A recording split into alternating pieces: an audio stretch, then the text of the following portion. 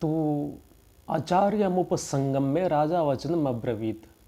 तो संजय जी ने दुर्योधन को राजा क्यों कहा, जबकि राजा तो वो धृतराष्ट्र, इसमें धृतराष्ट्र राजा थे। तो राजा कहने का तात्पर्य ये है कि जो राज्य के कार्य जो जितने भी होते थे सब देखभाल दुर्योधन ही करता था। तो आगामी समय के होने वाले राजा दुर्योधन ही थे।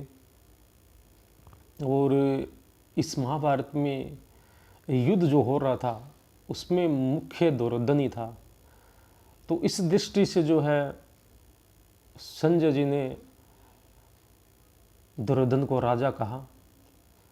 और दुर्योधन सबसे पहले द्रोणाचार्य के पास क्यों गया, जा सकता तो भीष्म पितामह जी के पास जा सकता था क्योंकि सेनापति थे वो। अब इसका एक कारण हो सकता है कि एक तो कौटुंबिक स्नेह होता है और एक गुरु के नाते उनका स्नेह है। तो गुरु के नाते के स्नेह से जहाँ कौटुंबिक स्नेह होता है वहाँ तो गुरु का जो स्नेह होता है वो बड़ा होता है, वहाँ उनके पास जाना चाहिए हमें। तो कौटुंबिक स्नेह तो होता है चलो भी अपनी अपनी है, ये तो अपने दादाजी हैं, इनको तो मैं मना लूँगा, अगर वह नाराज़ भी हो जाएंगे तो मैं राज़ी कर लूँगा। दूसरी बात, ये द्रोणाचार्य और भीष्म पितामह जी दोनों उभय पक्षपाती थे, अर्थात कौरवों का भी भला चाहते थे, पांडवों का भी भला चाहते थे।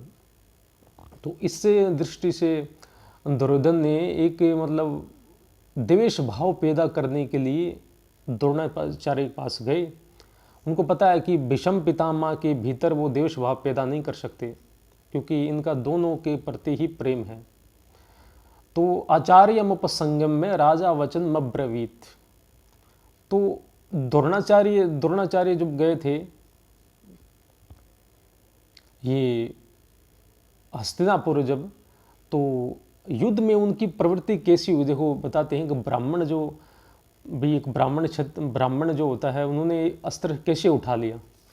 देखिए एक कारण है कि जो हो जिसके जहाँ नमक खाया हो हमने, तो कहते हैं वहाँ पे हमें उनके अनुसार ही चलना पड़ता है।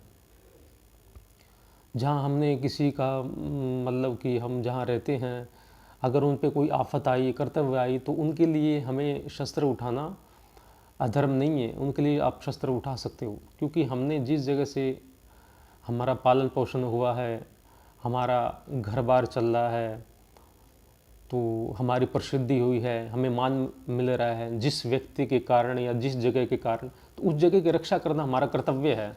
तो उसी कारण द्रोणाचार्य जी ने भी शस्त्र उठाए।